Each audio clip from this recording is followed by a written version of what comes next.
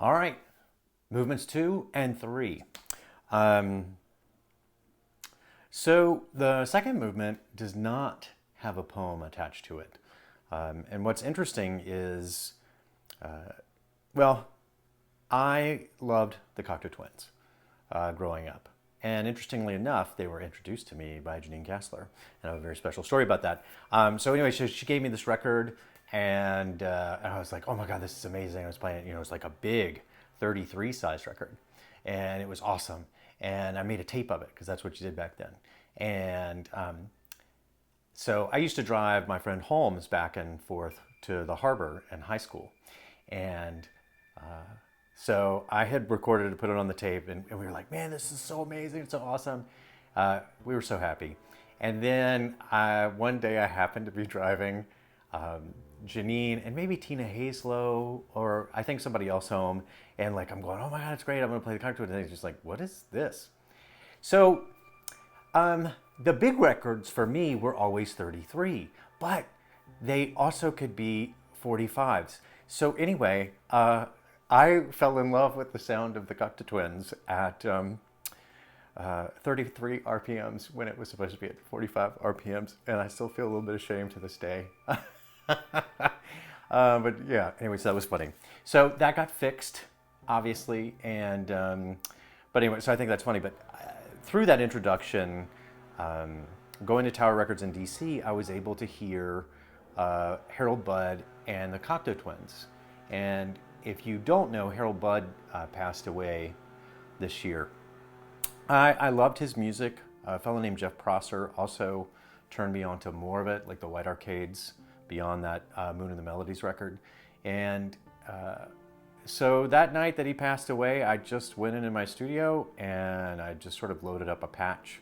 And I thought about him and I played the piano. So ironically, I had just titled the thing Bud Love. So here we are with the titles again, right? Because that sounded weird, and Becca was like, hey, we have an opportunity to do dance at the Cummer in the garden in January, right? So I actually had a performance, a live performance, or we had a live performance in January at the Cummer. If you were there were 4 performances outside, right on the St. Johns River. It was gorgeous. So I ended up calling it Isolation, and Becca is calling it Alone. But it has sort of that thing. It's very reflective. And what was really cool about the Cummer performance, and also the performance this Saturday, is that Yiddy Lynn is in it. And Yiddy and I actually started working at Jacksonville University together the same year. And she is amazing, like really, really good. Like really, like every time I watch her hands and all of her dance videos, I'm like, man, how does she have so much control over her hands? She is amazing. Anyway, so you'll get to see that. The next piece is called Beneath It All, or that's the title of Becca's choreography. The title of the poem and what I had called the tune, although now that my friends have seen it, they're like, yeah, you should definitely call it Beneath It All, is Depression. And it's the 4th movement, or the 4th of the poems of Jeanine's. And so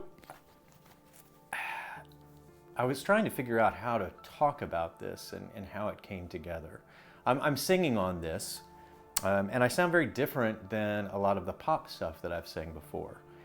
When the pandemic hit, I was I wasn't excited, but I was happy to not have to drive back and forth to work every day. And I, like many people, thought, hey, maybe I'll be able to get a lot more work done. So let's see how this works out. I could not be creative. And it was really funny because I was teaching songwriting and production at the time.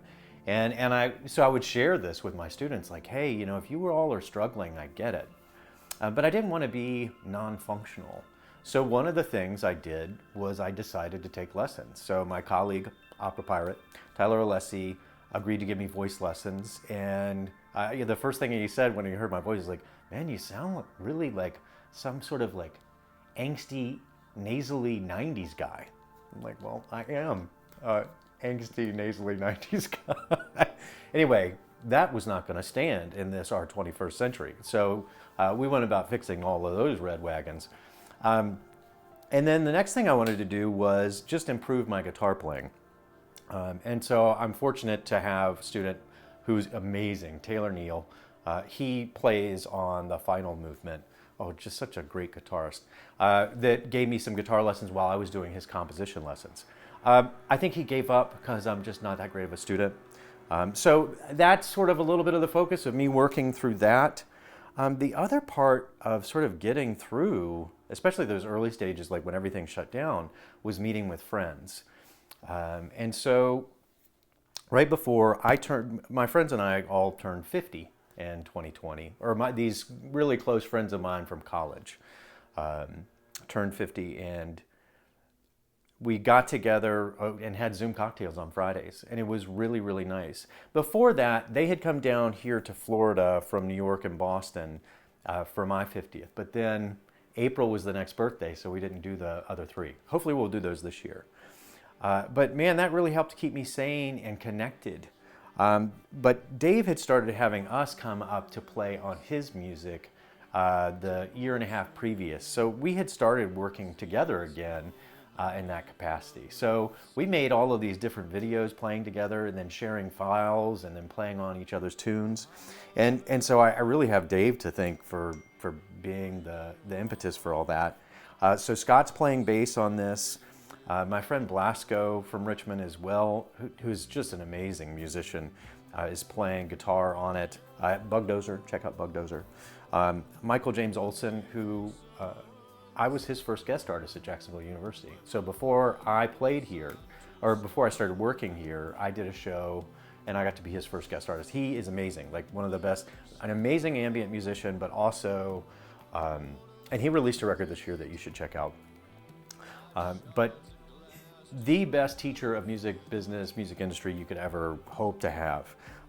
Then, of course, my buddy Joshy I was like, well, he was like, what do you want me to do? And I said, well, how about the Beach Boys meet the Bee Gees?